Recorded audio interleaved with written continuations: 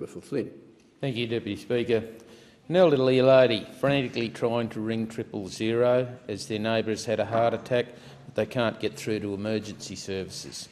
A mother frustrated as she is unable to pay her household quarterly electricity bill as the two-factor authentication text isn't coming through from the bank. A worried father drives 40 minutes down the road to be able to call the local GP practice to book an appointment for his sick daughter. A community furious as they are unable to make calls or texts for weeks over Christmas as their local mobile phone tower is down from recent rain. An exhausted small business owner places a cash-only sign on the front door of their shop as EFTPOS machine has been dropping out all week. This is the reality of telecommunications in rural and regional Australia in the electorate of Flynn. Deputy Speaker, I strongly support the member for Mallee's motion that notes the following. The 3G telecommunications network was switched off on the Labor government's watch in 2024. The interim report of the Senate inquiry into the shutdown made clear recommendations about the impending shutdown, recommending that the government delay the shutdown until it was satisfied that the 4G network provided coverage equivalent or better to the coverage provided by the licensee's 3G network. The government relied on the assurances of commercial operators to ensure equivalent mobile coverage after the shutdown. Despite promises, regional Australians have been detrimentally affected and thousands of consumers have been left with worse or no coverage at all.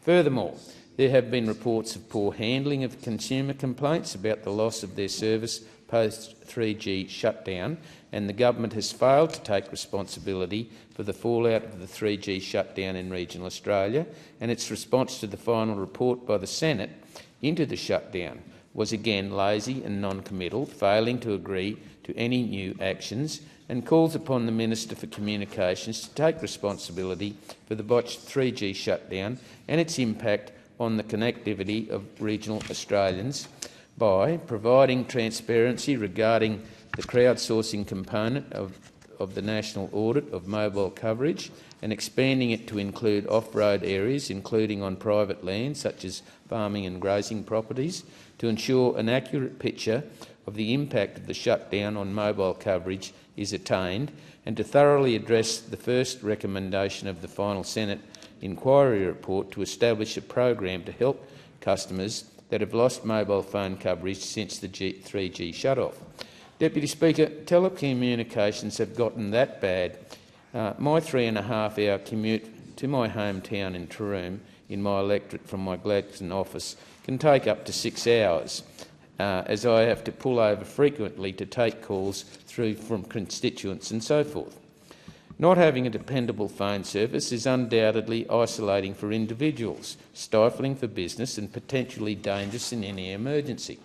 Landline telephones are often the only form of communication between one cattle station and its neighbours and the outside world, and these are in disrepair and can take weeks and sometimes months to fix when things go wrong.